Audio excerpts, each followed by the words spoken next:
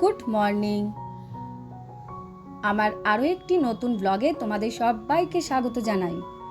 আশা করি তোমরা সবাই খুব ভালো আছো এবং সুস্থ আছো। আমরাও কিন্তু বেশ ভালো আছি। আজকে হলো বৃহস্পতিবার আর এখন কিন্তু সময় হলো 9:30। আজকে আমি বাড়িতেই আছি আর সকালবেলায় দেখতে পেলে কচুরি খেলাম। একটাই কচুরি নিয়েছিলাম, খাবো খাবো করেছিলাম, ওর বাবাকে বলেছিলাম জয়মাকালী থেকে কচুরি নিয়ে এসছে। আর ঋষি তো স্কুল গেছে, আজকে ওদের স্কুল আছে আর আগামীকাল শুক্রবার স্কুল, তারপরে কিন্তু গরমের ছুটি পড়ে যাচ্ছে। তো আজকে তোমাদেরকে একটা বাচ্চাদের বিশেষ দিক নিয়ে আলোচনা করব, যেটা হচ্ছে এই যে এতটা গরমের ছুটি ওরা পাবে, তাতে তো বোঝাই যাচ্ছে যে ওদের অনেকটাই লাইফস্টাইলটা চেঞ্জ হয়ে যাবে। কেন কি বলো তো, ওরা তো বাড়িতেই থাকবে, সারাক্ষণ টিভি মোবাইল এইসব নিয়েই কিন্তু ওরা ব্যস্ত। তো সেটাই আমি বলবো যে বাচ্চাদের মধ্যে মোবাইলের আগ্রহটা কিভাবে কমানো যায় কিংবা পড়াশোনার প্রতি তাদের আগ্রহটা কিভাবে বাড়ানো যায়, যেটা কিন্তু আমি বা ঋষির বাবাও করে থাকি ঋষির সঙ্গে। এমনকি আমাকে বেশ কয়েকজন গার্জেনও ফোন করে জানছিলেন যে এই গরমের ছুটিটাই তারা কি করবেন বাচ্চাদেরকে। আমরা তো গরমের ছুটির পড়া দিয়ে দিয়েছি, তো তাদেরকেও আমি যেটা বলেছি সেটাই তোমাদের সাথেও শেয়ার করছি। এবং এটা কিন্তু আমরা গার্জেন মিটিং হলেও গার্জেনদেরকে জানাই। তো দেখো, বাচ্চাদের মধ্যে মোবাইল দেখার প্রতি আগ্রহ তো খুব বেশিই দেখা যায়। শুধু বাচ্চা কেন বলবো, ছোট থেকে বড় সবার মধ্যেই কিন্তু এই আগ্রহ থাকে। বাচ্চারা তো মোবাইলেই যেন ডুবে থাকে। আর বাচ্চা যদি ছোট হয় তাহলে কিন্তু বিভিন্ন খেলাধুলার মাধ্যমেই পড়ার প্রতি মনোযোগটা আনানো যায়। আমার স্কুলে যেমন ওই প্রি প্রাইমারির বাচ্চাগুলো যখন ভর্তি হয়েছিল, প্রথম বছরটা এই স্কুলে এসে আমি প্রি প্রাইমারির ক্লাস পেয়েছিলাম, বিভিন্ন রকম খেলাধুলা করাতাম ওদের। মানে পড়া কম, খেলাই বেশি ছিল। এটা হতে হতে ওরা অনেক রকম সংখ্যা, মানে বিভিন্ন রকম সংখ্যা থেকে পাখি টাখি আঁকা, জীবজন্তু আঁকা, এই করতে করতে না ওরা সংখ্যাগুলোও শিখে গেছিলো। ঠিক এইভাবেই বাচ্চাদেরকে কিন্তু বিভিন্ন খেলাধুলার মাধ্যমে মনোযোগটা আনা যায়। কিন্তু বড়দের ক্ষেত্রে বুঝতে হবে, বা বড়দেরকেই বুঝতে হবে, যখন একটু ছেলে বড় হয়ে যায়, যেমন আমার ছেলে প্রায় 2 বছর আগে থেকেই ওর জ্ঞান বুদ্ধি হয়ে গেছে যে পড়াশোনা করতে হবে। ফাঁকি তো মারে, চরম ফাঁকি মারে, কিন্তু বড়দেরকে বুঝতে হবে পড়াশোনাটাকে ভালোবাসতে হবে। যেমন তারা সে ক্যারাটেই করুক কিংবা দাবা খেলুক কিংবা ব্যাডমিন্টন কিংবা ডান্স কিংবা আবৃত্তি, যে যাই করুক সেগুলোকে যেমন তারা ভালোবাসে, ঠিক তেমনি পড়াশোনাটাকেও কিন্তু ভালোবাসতে হবে। অনেকে আছে, 2 নম্বর হচ্ছে অনেক বাচ্চা আছে যারা ঘন্টার পর ঘন্টা পড়তে পারে জানো, কিন্তু আমার ঋষি যেমন টানা কিছুতেই পড়ে না।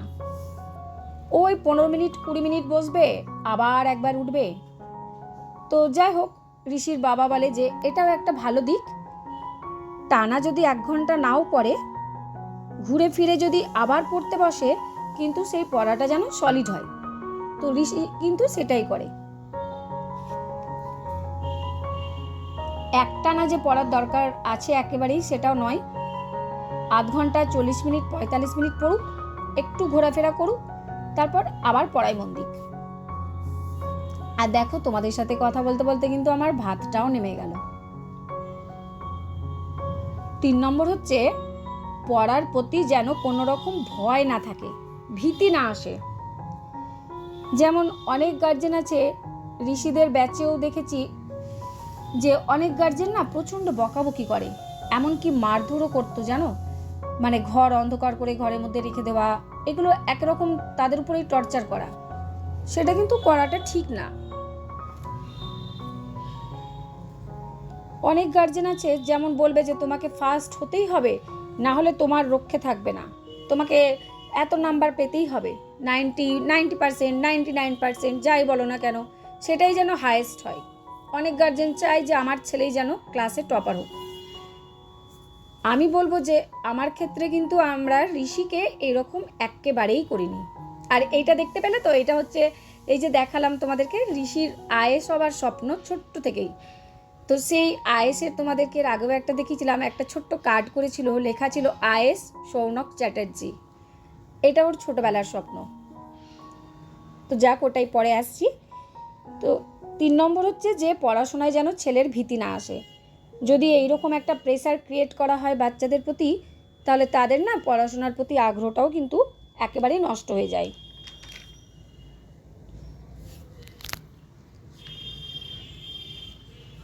আর সব বাচ্চা কিন্তু সমান হয় না। একটা বাচ্চা 2-3 ঘন্টা পড়ে যেটা বুঝবে, আবার কোনো বাচ্চা কিন্তু 20 মিনিট 25 মিনিটেই সেটা বুঝে যায়। তো সব বাচ্চা যে সমান নয় সেটা কিন্তু আমাদেরও বুঝতে হবে। বাচ্চাকে তার পড়ার প্রতি কিন্তু প্রশংসা করতে হবে। হয়তো তার ভুল হয়েছে, হয়তো সেটা আরও ভালো উত্তরটা হতো, তাকে তার সেই ভুলটা বুঝিয়ে বলতে হবে তুমি আরও ভালো পারবে, তুমি পারবে, তুমি চেষ্টা করো, তুমি পারবে। এটাতে কি হয় না, তার মনের মধ্যে একটা আত্মবিশ্বাস বাড়বে যে না, মা বাবা তো আমার ভালোই বলছে। তো যাক, আর ওই যে ছবিটা দেখালাম ছেলের আইএএস হওয়ার স্বপ্ন, বাচ্চাদেরকে জানতে হবে যখন বাচ্চারা একটু বড় পর্যায়ে চলে যায়, ওদের মনের ইচ্ছাটা জানতে হবে যে তুমি বড় হয়ে কি হতে চাও।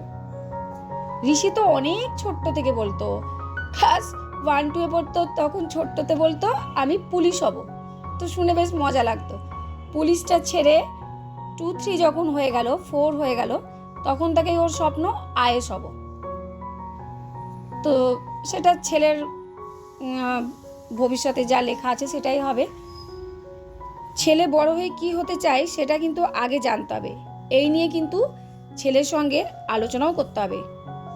এতেও তার মনে কিন্তু একটা আত্মবিশ্বাস বাড়ে।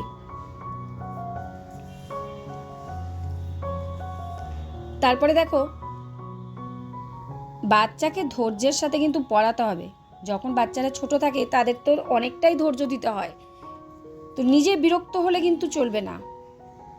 আর বাচ্চারা যখন পড়বে তখন কিন্তু মা হোক কিংবা বাবা হোক, যে কোনো একজনকেও কিন্তু সঙ্গে জেগে থাকতে হবে। যদি তারা রাত জেগে একটু পড়া অভ্যেস করে, যখন একটু বড় হয়ে যায়, হায়ার স্টাডি ধরুন 10-11 এরকম ব্যাপার। আমার ঋষিকেও কিন্তু এখন 9 হলো, ওকেও কিন্তু অনেকটা রাত পর্যন্ত এক এক দিন যখন পড়ার চাপ থাকছে, 11টা, 11:30, 12টা বেজে যাচ্ছে। তো যাই হোক, সেই ক্ষেত্রে কিন্তু যে কোনো একজনকে ছেলের সঙ্গটা কিন্তু দিতে হবে। কোনো নিউজ পেপার নিয়েই বসে থাকো কিংবা কোনো গল্পের বই নিয়েই বসে থাকো, যেন ছেলে দেখতে পায় যে মা বাবা আমার সঙ্গেই জেগে রয়েছে। তো এই সামান্য ছোট্ট ছোট্ট টিপস, যেগুলো আমরা কিন্তু ছেলের সঙ্গেও এইভাবেই চলি।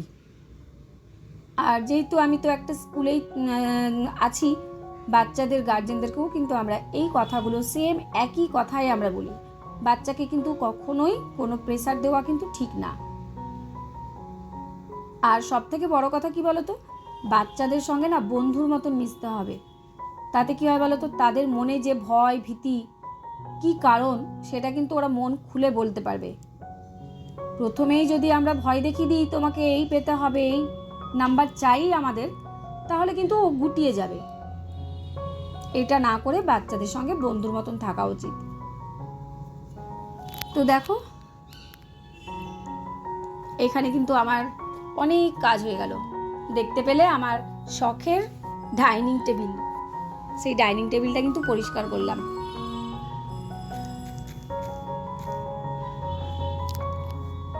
আর এই যে এবার ঘরটা ঝাড়ু দিয়ে দিই।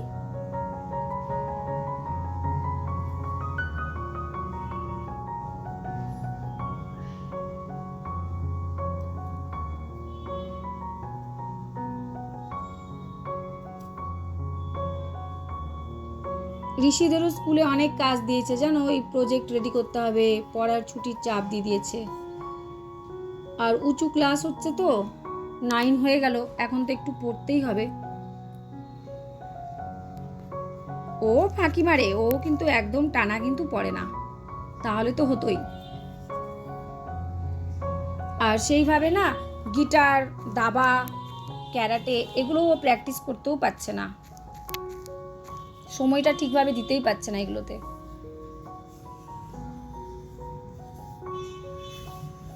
9-10টা খুব ভাইটাল টাইম। যাক, যতটা যেভাবে যেগুলো করতে পারবে করবে, ওকে আমরা কোনোদিনই প্রেসার দিইনি, ওর সুবিধা মতন ও নিজেই বুঝবে।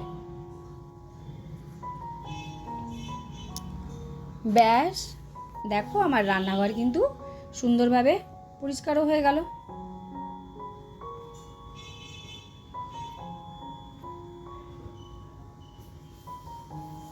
এবার না স্নানের সময় এই কয়েকটা কাপড় জামা কেচেছিলাম। চলো ঝটপট এগুলোকে ছাদে দিয়ে চলে আসি গা। যা রোদ, দুদিন তো বেশ একটু হালকা ওয়েদার থাকলো বৃষ্টির জন্য। এইবার চলে এসেছি কিন্তু বিকেলবেলায়। বিকেলবেলায় কিন্তু খাবো একটু চা।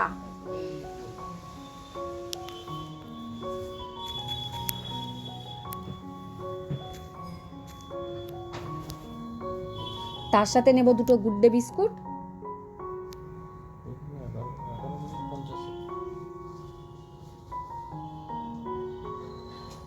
আর ছেলেকেও দিচ্ছি এদিকে চা।